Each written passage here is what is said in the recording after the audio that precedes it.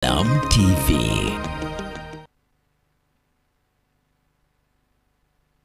Bismillahirrahmanirrahim. Alhamdulillahi rabbil alamin. Thumma salatu wassalamu ala ashrafil anbiya'i wal mursalin. Muhammad ibn Abdullah salawatullahi wasalamuhu alayhi. Atendeze bw'ekitiibwa Allah subhanahu wa ta'ala n'amatenda amajjuvu.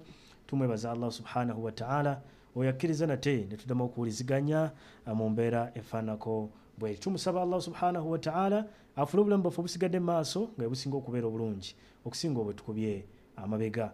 Muganda wange mwanyinaze yonna gy'osinziira okutulaba kkiriza kulamuseeko n'ekiramuso ekisinga byonna nti assalamu alaikum wa rahmatullahi wa barakatuh. Osiibye otya muganda wange mwanyinaze gyebaleko gy'otuusaako engalo olunaku olwaleero abafuniddemu okusoomozebwa okutali kumu tubasaasirako nnyo ne tusaba Allah subhanahu wa ta'ala abagumye abayise mu mbeera enzibu esoomooza gye muyitamu akadde kano naddala mu abafiiriddwako abammwe tubagamba bugambi nti inna lillahi wa inna ilaihi raji'un. Tuli wa Mukama Katonda gyali gye twava ate gyali gye tugenda okuddizibwa. Nga bulijjo mu kufa kwa bannaffe tufunemu ekyokuyiga tumanye nti naffe akadde konna tugenda kubanga tumusinkana Allah subhanahu wa ta'ala. Kale tweteeketeeke nga tukola emirimu emirungi. Ate abafunye ebirungi nammwe tubayozaayoza tusaba Allah subhanahu wa ta'ala ibateremu omukisa ate ayibakuumire. Tumwebaze asobole okubanga atwongera nga bwe tukakasa natugamba nti la in shakartum la azidannakum. Bwe munaneebaza nja kubanga mbongera. Ali Abdallah Senjala Abu Hassan kadde kano tuba tugguse ne program buuza oyige mw'osinzira okubuuza ekibuuzo kyo n'ekisobola okubanga kiddibwamu. Kale ekibuuzo kyonna ekikwatagana ku ddiini yo kubanga mu kubuuza kuno mulimu okuyiga kunene. Y'ensonga lwaki tugamba nti weeyongera okutegeera obusiraamu bwo ng'owuliriza ennyanukula y'ebibuuzo, owuliriza ebibuuzo ebyabuuziddwa bannaffe, naawe kennyini osobola okubuuza ekibuuzo kyo. Nja kuwa endagiriro ennungi kw'osobola okuyita okulaba nti naawe ekibuuzo kyo okiweereza mu programu eno sobola okuba nga tutambula ffenna. Nga bulijjo tuba ne mukadde waffe Sheikh Qasim Ahmad Kiyingi Kulumba Abu Anwar era nga naye yatuuse dda mu studio. Kkiriza mukadde kano musabe akulamuseeko yonna gy'osinziira okutulaba. Naam Sheikh. Abatulaba balungi yonna gye muli. Assalamu alaikum wa rahmatullahi wa barakatuh. Wa alaikum salaam wa rahmatullahi. Nahmadullaha ta'ala wa نثني عليه ونشكره ولا نكفره ثم نصلي ونسلم على رسولنا ونبينا محمد بن عبد الله وعلى آله وصحبه أجمعين. ekisooka ky'okufa kwa Muhammad Segirinya member of Parliament Kawempe North. Tusaba Allah amusonyiwe. Amiina. Kuba abadde musiraamu ddala ate ng'ayagala obusiraamu bwe awamu n'okuba nti abamuzaala balabika tebaali baki basiraamu naye yasiramuka. Mu kiseera Paalo we yaggulirawo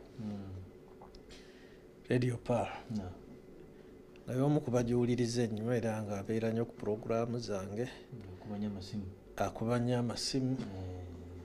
Hatta lumu mba ntambula mu kibuga najja seeka nanyimiriza ne twogera naye ndaba nti obusiraamu yali abwagala nga musajja mulungi. Alhamdulillah. Kifo kye yatuukamu kyali kirungi gyali naye ate ne kiba kigezo gyali n'abalala bayifuna ekyokuyiga mu kifo ekyo kubanga kiba kirungi ate ne kiba kigezo. Nza okwagala asa atuhibbu shay'a wa huwa khairun lakum asa takrahu shay'a wa huwa khairun an tuhibbu shay'a yeetaaga kwegendereza nnyo. Muyinza okwagala ekintu nga kibi gye muli ate ne mwagala ekintu nga kirungi gye muli kye mutaagala nga kyemwagala kirungi kibi gye muli ate kyemutaagala kyemutaagala kye kirungi gye muli. Kirala okukuuma obulamu bw'abantu kikulu nnyo nnyo nnyo nnyo kubanga ffe Qur'an etugamba nti katabna ala bani Israil, Allah yawandiika ku baana ba Isirayiri Yaqub أن من قتل نفسا بغير نفس kaannama qatala nnasa baba abasiraamu bwe bagulumiza obulamu bw'omuntu botta omuntu bighairi nafsi nga tasse oba notattibwa gwe akikoze omuntu oyo akikoze kaannama qatala nnasa abangassa abantu bonna waman ahyaha ataaleka omuntu nga mulamu fakaannama ahya nnasa jamian obulamu bw'omuntu tebukoonebwako obukoonako naava okwo nakolaki naafa n'olwekyo twegendereze nnyo obulamu bw'abantu twegendereze nnyo ebifo bye twagala twegendereze nnyo sente kuba ne sente oluusi zikussa oluusi nazo zikolaki zikussa naam okay atulawo mulungi bwetwe tugenda okutambula Sheikh Kiriza tugende ku kibuuzo ekisooka ono abuuza nti mu bubonero bw'enkomerero mulimu okujja kwa Masihi Dajjal. Yes. Kati ono alikema bokka abalibeera abalamu mu kiseera ekyo oba n'abali obubonero bw'enkomerero mulimu obutono obwo bungi nnyo mulimu n'obunene mulimu n'obubonero obunene olera ssebo kati obutono mulimu raful ilmu wa kathratul jahl irimu okuggwa mu bantu irimu y'eddiini yaggwa mu bantu bamanyi eddiini batono nnyo n'abagimanyi tebateeka mu kukola atugaba raful ilmu irimu okusituka ate muyinza ogikolerako nga temugimanyi era musooka giyiga oluvannyuma ne mukola ki ne mugikolerako intisharul jahli butamanya busaasaane ne mubaamu okutta kathratul haraj haraj kitegeeza okutta okwekyeyonoonere la yadiri alqatilu fima qutila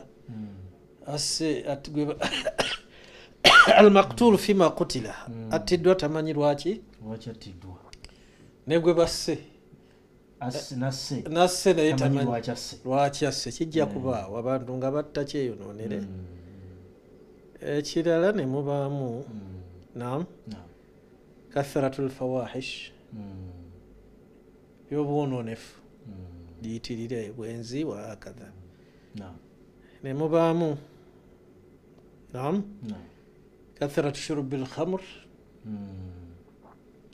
okunywa ki okunywa omwenge gujja kuyitirira mulimu naam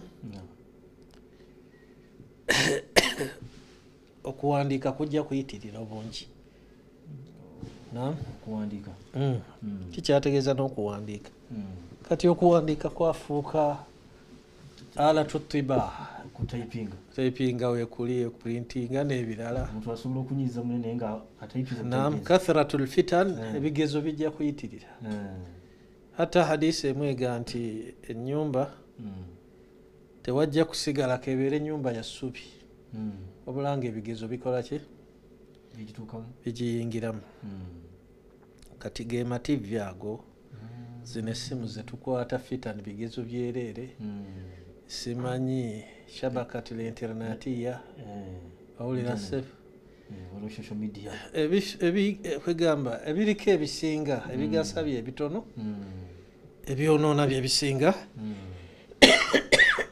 byebisinga obungi n'okwettanira nnyo ebyonoona kati ate obunene mulimu ebintu nga 10 mulimu khurujul mahadi omuntu mu kika kya nabbi afaananya erinnya lya nabbi n'erya taata we agijja kuvaawo naam nuzulu wa khuruju dajjal oyo gwayogeddeko ne dajjal agenda kufuluma kujja masihi dajjal thumma nuzulu isa zijje khuruju yajuju ne majuju naam n'ebitonde ebyo ebibi ennyo yajuju ne majuju biveeyo ne mubaamu rafu alquran hadimu alkaaba kaaba okumenyebwa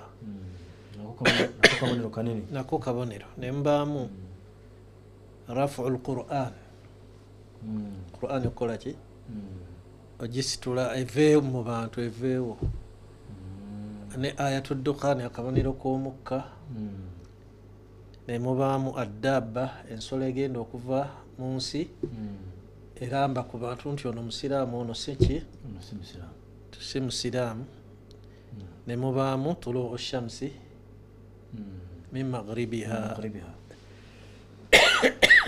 enjuba okuva gyekola ki kati dajjaali agenda kujja nga kigezo kinini hatta yogerwako ne mu Qur'ani nga kyekigezo ekisinga ebigezo byonna ebyali bibaddewo ku nsi agenda kujja nejjana naye nga ejjana muliro ate omuliro gwe nga yejjana agenda kuzuukiza naye nga bazuukiza agaye nti taata jjajjaawo ngenda mukuzuukiza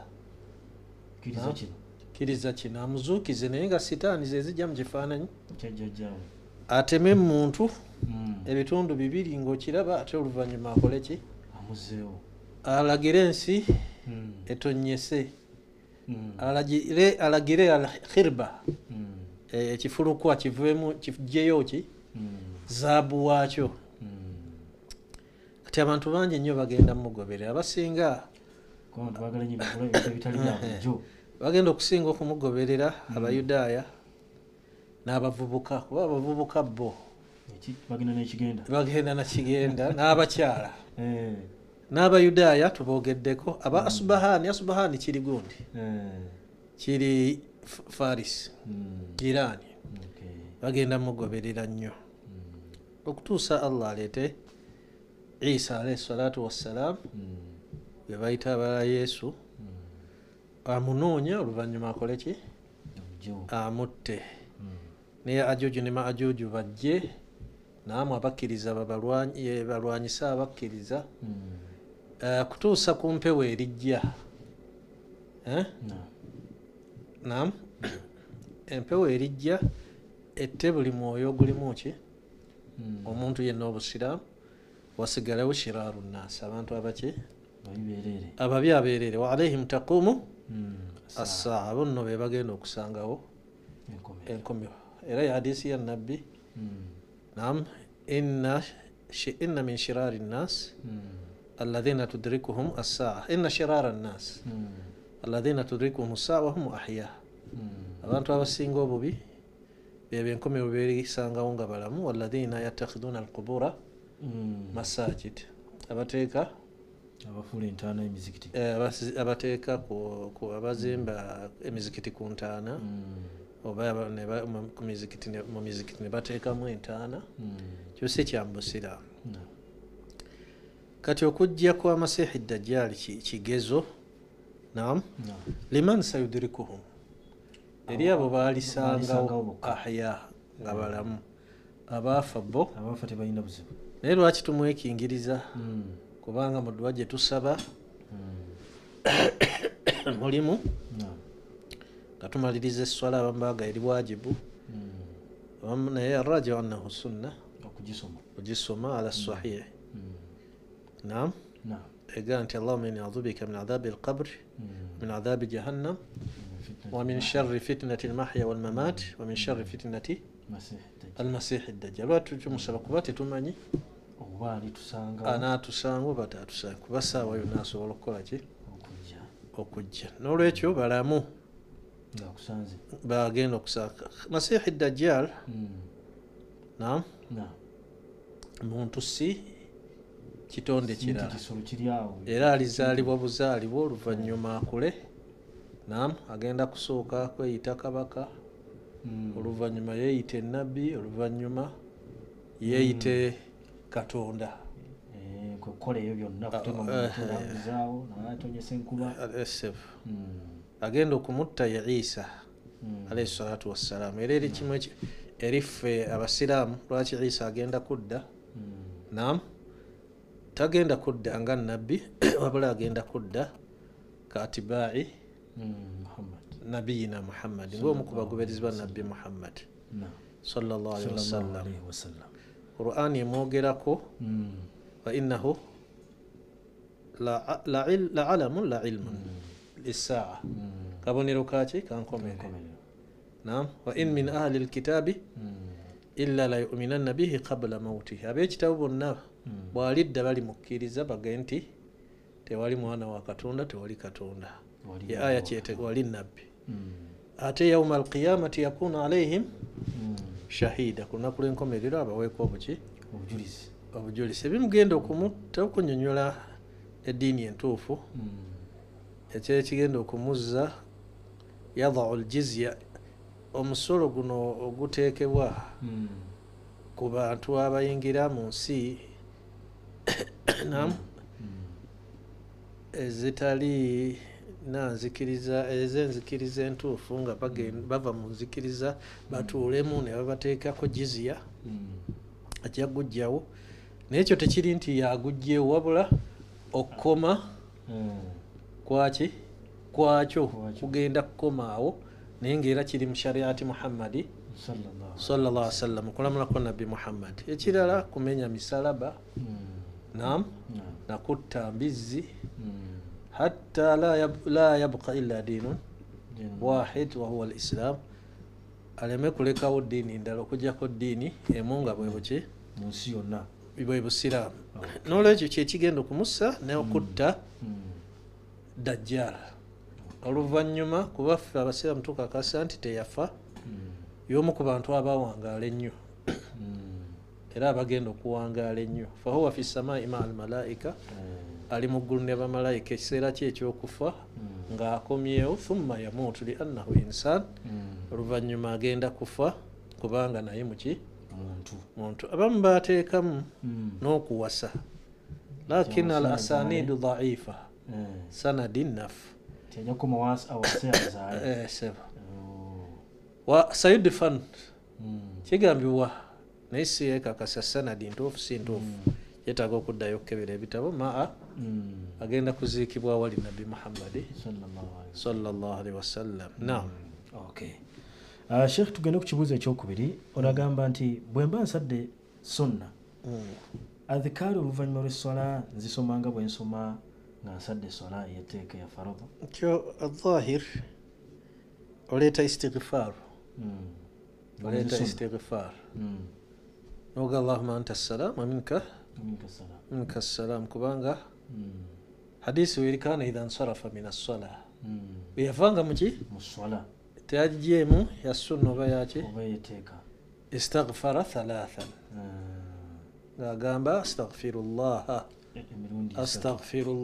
astaghfirullah yeyo sifatul istighfar sikwongeramu toyongerako astaghfirullah bongerako batya astaghfirullah la ilaha illa huwa atubu ilayhi bayina eddanga edduwa zaffe ez'olukale edda nga tuli bato.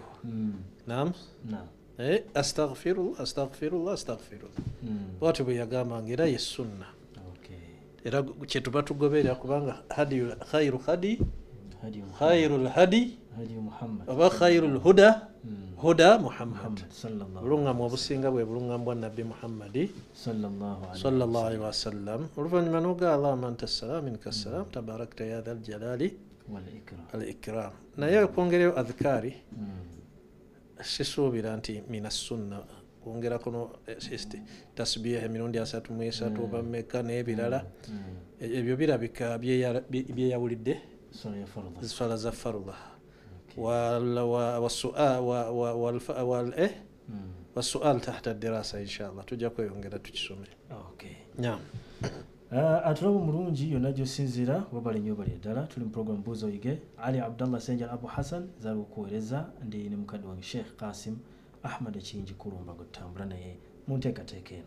Sheikh, ekibuuzo ekyokusatu onagamba nti mpulira nti omukyala bw'abanga ali mu nsonga ze z'ekikyala ez'omwezi nti takkirizibwa kukwata ku Qur'an, naye bwe mbanga ndi mu kuyiga nga waliwo omusomesa nsomesa era mbasikkirizibwa kugikwatako. Amanya abasinga obungi kiri haramu kukwata ku Qur'an lilmuhdith hadathan asghara aw akbar. eri atali mutukuvu kebeere nga hadathi ye ntono oba nnene abeere nga kimukakatako okunaaba oba nga kimukakatako okufuna wuzu takkirizibwa olwa hadisi entuufu ega nti la yamassu lmushafa illa tahir takwatanga ku Qur'ani okujjako omutukuvu hatha biittifaqi laimati al-arba baimamu abana bakyegattako wa ikhtiyar sheikh al-islam ibn Taymiyyah wa shadha ayina shudhudhaati nyingi Shawkani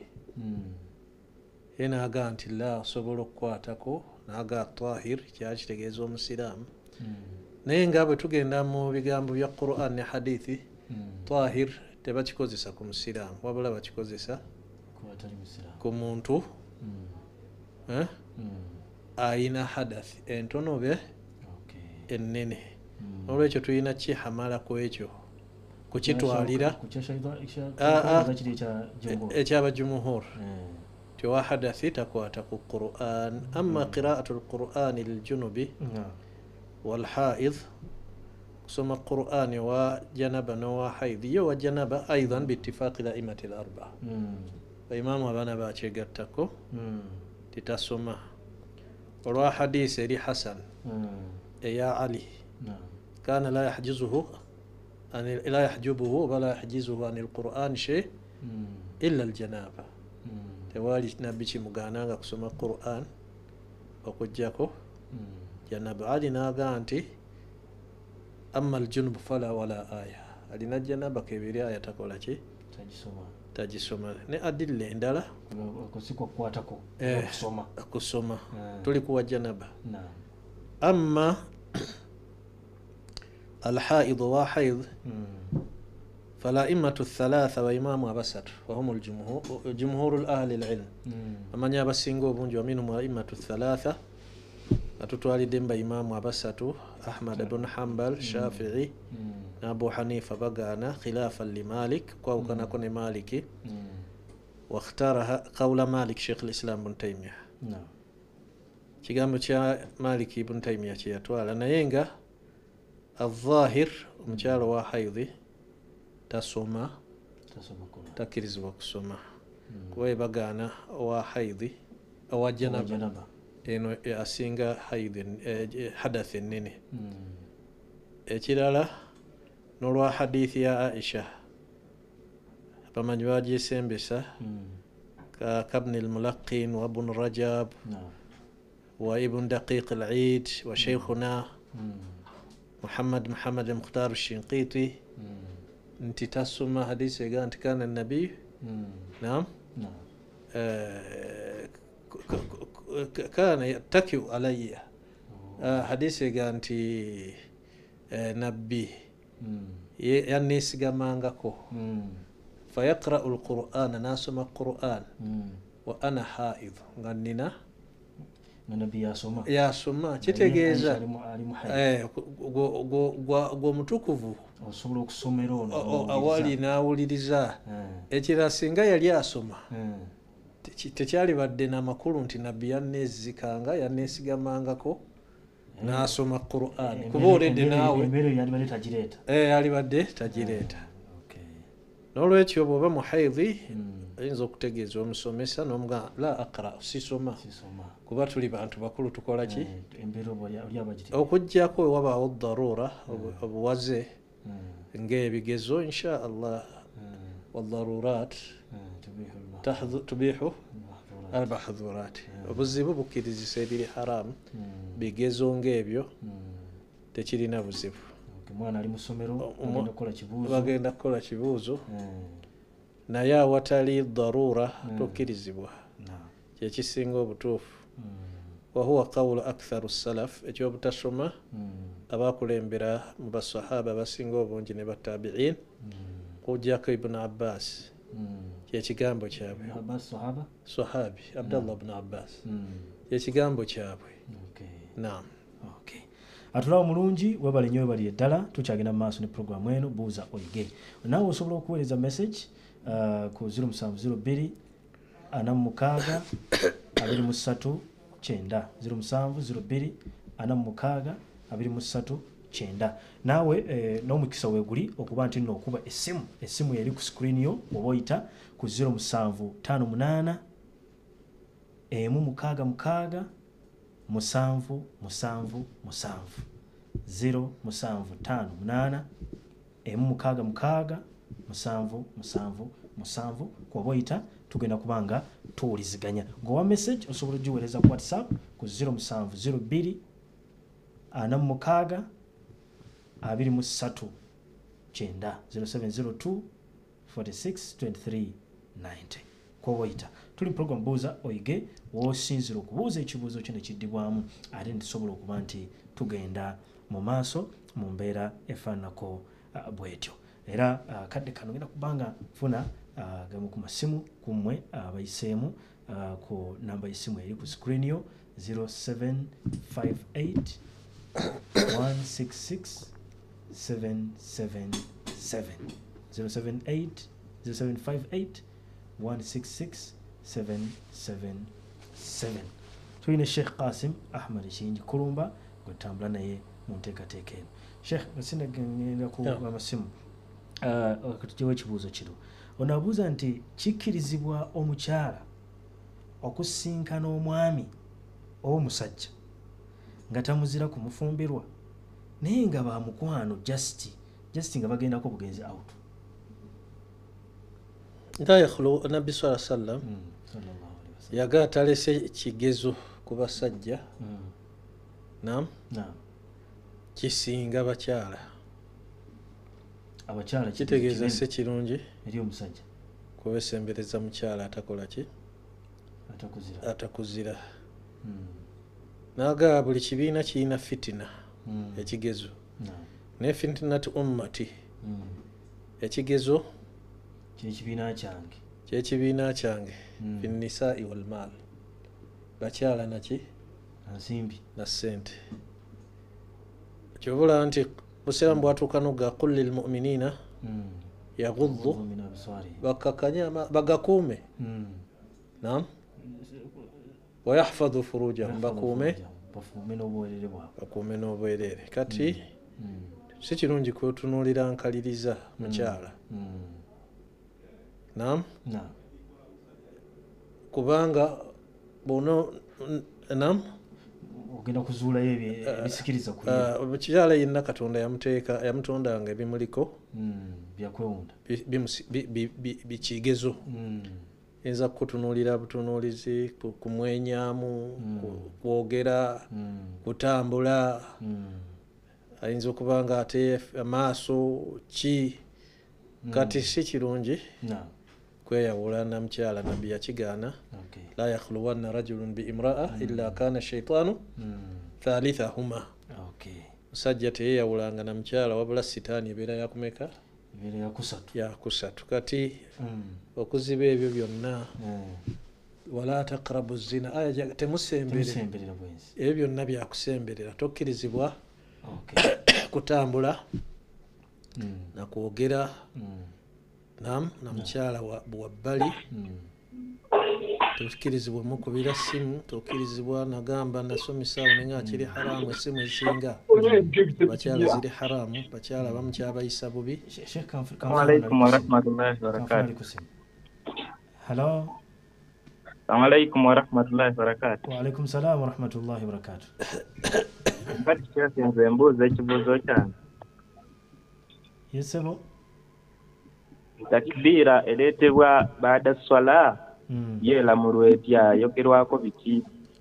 Takbira oluvannyuma lw'esswala. Okay. Kale takbira oluvannyuma lw'esswala eramulwa etya? Kale ngenda kufuna omulala ali ku simu kuba oyita ku namba zaffe eza studio tugenda kubanga twongera okufuna obulungi ku namba eri ku screen yo ku 0758 166 777. Takbira oluvannyuma lw'esswala. Kale webale nnyo bali eddala. Kanfuna omulala ali ku simu. Hello. Sebo oba nnyabo.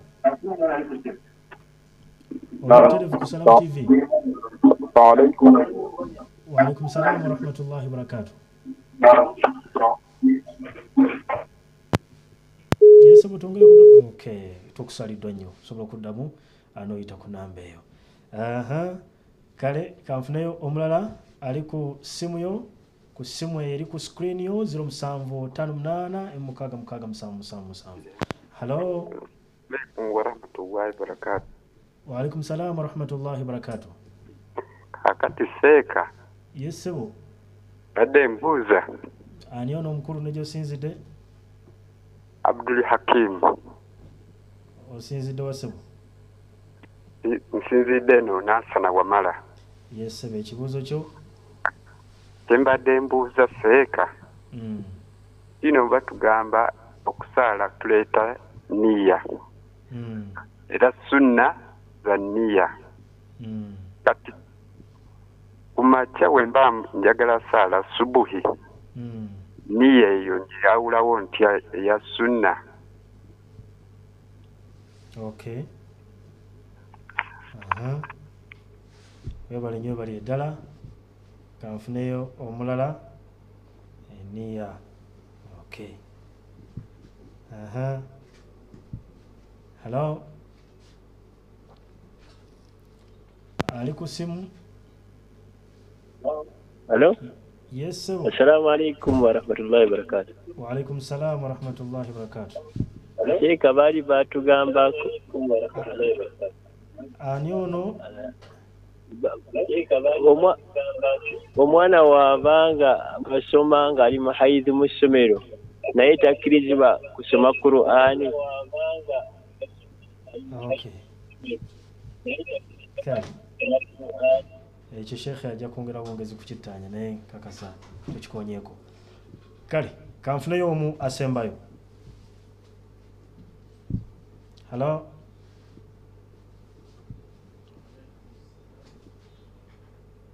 Sebo obanyabo. Oli buterevu ku Salam TV. Assalamu alaikum wa rahmatullahi wa barakatuh. Wa alaikum salam wa rahmatullahi wa barakatuh. Erinnya ne gy'osinzidde? Nsinzidde Makana Gazinga. Gyesebe erinnya? Muzamiro. Kale genda ku kibuuzo. Ekibuuzo kyange kikwatagana ku riba. Riba, yeso. Mbanga ndi mu kibiina nga kya saving. Nga savinga sente zange. Kineebuuzaawo n'ensevinga sente zange nzikirizibwamu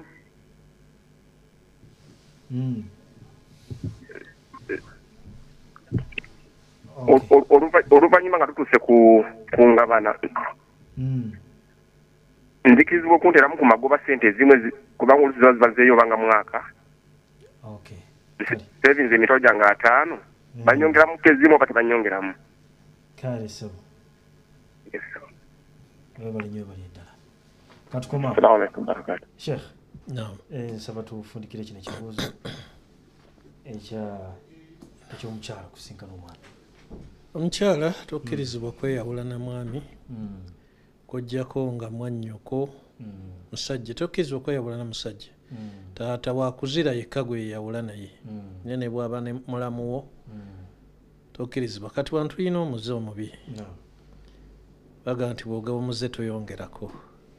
Omuze omubi omulungi mwana wa taata wo omuto toweeyawula naye mu busiraamu kuba takuzira. Mwana wa senga takuzira teweeyawula naye. Omwana wa kojja takuzira. Omwana wa muganda wa maama wo takuzira. Muka taata wo omuto teweeyawula naye. Kuba ebyo byonna bireeta obuzibu. Obusiraamu tebwagala bwenzi. Kwe kuteekawo amateeka amakakali. Era bivuddeko bingi. Era bivuddeko bangi. Bireese ebizibu bingi. Olwekyo teweeyawula naye tomuwa namba ya simu kuba amabega awo nayogera ku simu waliwo atasaana kunvuma nanvuma nnyo. Nga eri haramu ku bakyala okuggyako ng'agiwadde agikozesa mirimu gy'avunaanyizibwa naye wabuvunaanyizibwa naam naye abasajja bangi olufuna essimu ng'atandikirawo olaba bu message olaba ki mithilu hatha naam mukyala yalikutte essimu tahta dawabit ng'alina amateeka g'agoberera nti yakumulimu twogera bya mulimu tetusukkaawo ate waliwo naam amni wuqui fil fitna nga tuli ate safe tukakasa nti wajja kugwawo kizibu kyonna n'olwekyo tokkirizibwa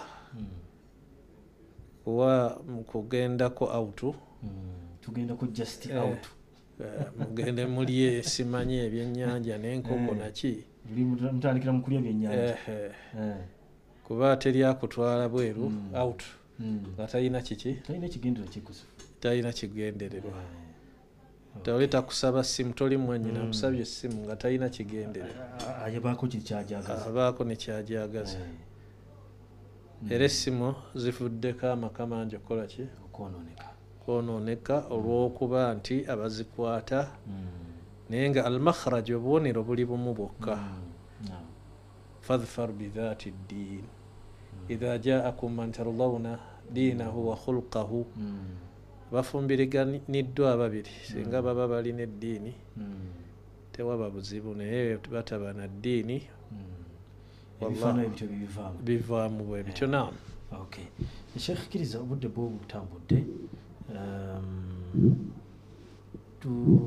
ndoza tukomeko ebyo kanfuneyo ekibuzo yabuuziza ku gundi akubye essimu asembyeyo asoose ate takbira oluvannyuma lw'esswala imamu nawe assalamu alaikum warahmatullah assalamu alaikum tuzireeta ddi era ereetebwa ddi abaffe eri mashuru kuba hadisi eri mu Bukhari nti rafu sauti bidhikr hina yansarifu nnasu min almaktuba kana ala ahadi nabi kusitula abantu nedhikiri abantu bebaviira mu swala eza farudha kyaliwo ku mulembe gwanabbi kati naam abamu ne bafunamu nti kugamba allahu akbar abamanyi abamu naye bw'osoma ekitabo nga Fatihul Bari ekya Ibn Rajab al-Hanbali yaleeta athar eyabo abaga allahu akbar naam nga bakyogera emirundi esatu sigumu abamu ne bagamba nti almuradu bidhikiri ekyagendererwa naki ekusitula amaloboozi ne adhkaari zino eziddako tusitula amaloboozi astaghfirullah astaghfirullah astaghfirullah era kyekiri sunna bw'oba weetegereza kuba kyaliwo ku mulembe gwa nabbi ne nabbi bwe yavanga mu swala ahalla asitwa eddoboozi ne la ilaha illallah wahdahu la sharika lahu lmulku wa lahu lhamdu wa huwa ala kulli shay'in qadir. Ibn Rajab yali ayogera ku nsonga ezo asitula amaloboozi buli omu nga bw'awuliza amuliraanye eyo sunna Imaamu Shafii wa man ma'ahu ne bagendera ku asulu egamba nti al asulu ekikolo butasitula maloboozi inda dhikir naye nga hadi nti ne bagamba nabbi ekiri yakikola lwakuyigiriza naye tewali bujulizi nti yakikola lw'okukola ki ne kibeera nga mina sunna rafu sawt naye buli omu aleeta eddoboozi eriwuliza munne nga ye so si nti bonna bagendere hatha khilaafu sunna ekyo kyawukana ne sunna ya nabbi ekyo kyawukana ne sunna ya nabbi Muhammadi sallallahu alaihi wa alihi wasallam nti abatamanyi bayige nabbi yayigiriza ati bantu bayiga mubawandiikira ne mubateera mu muzikiti nemala neosoma khutuba nobabuulira nti adhikaari bakola ki okusinga okuzuula muki mu ddiini abamu bazikwata bukwasi nam kuba awulira imamu buli nnaku agisoma naye ekyo ila mata mpaka ddi kitegeze begenda kufuuka nkola egenda kufuuka nkola ono atamanyi yegaseeko kumakya yegaseeko olw'eggulu kale sheikh ndaba obudde bwo butambudde abusigadde inshallah ebibuuzo byonna tugenda kubiddamu tulinde sabbiiti ejja biidhini tabaraka wataala naye osobola okugenda maaso n'otuweereza ekibuuzo kyo bituyambako nnyo byetutandikirako wano nga olabye nti wetuyingidde amasimu tugakutte ku nkomerero ebibuuzo ebyo bibuuzibwa wakati mu wiiki netuba nga biyambako kinene wakati mu kutandika programu eno naawe osobola okugenda maaso n'oweereza ekibuuzo kyo ku 0702 46 23 9 whatsapp osobola okuweereza ku whatsapp oba tuba tuvudde ku mpewo osobola okuba n'obuuza ekibuuzo kyo tubiwandiika nebisobola okuba nga biddibwamu sheikh kiriza nkusaba osibula abatulaba mwenna kutu abaana ku abato ku Hanani Junior School naddala ayagala omukuumira omwana mu mbeera ennungi oba agenda kutambula abaana ba nassale tubakuuma n'obuvunaanyizibwa na P1 P2 era balabirirwa bulungi ne bw'oba toliiwo oli wala osobola okumutuwa omwana wo n'omuleeta n'abeera naffe ate era tusobola okumukulagako w'omwetaagira bw'aba asobola okwogera n'oyogerako naye naddala waliwo abantu nga bagenda kukola mirimu bweru simanyi mwana mukazi yamunsuulira simanyi talina budde bwe mubaleete tujja bakuuma bulungi mukube ku ssimu eno Hanani Junior School Masuulita 07 55 37 5550 0 7 5 5 3 7 5 emirundi 3 omale ne 0 n'abaagala okusomesa obusomesa abaana abato era babaleete ku ssomero eryo bajja kufuna kye baagala tebajja kwejjusa ne King Fahad Secondary School gye tuli tuwandiika abaana kuba ku ssimu eno 0754 7 9 4 na abatulaba mukkirize mubadde balabe balungi okuva twatandikidde okutuusa akadde kano tusinkane sabbiiti ejja biidhini tabaraka wataala mbudde bwe bumu olunaku lwe lumu mbadde Ali Abdallah Senjala Abu Hassan ne Sheikh Qasim Ahmad Kingi Kulumba assalamu alaikum warahmatullahi wabarakatuh. Eno ye Salam TV. Sumaya International School lisangibwa Masaka Kasijagirwa kilomita emo okuva mu Masaka Town balina laboratories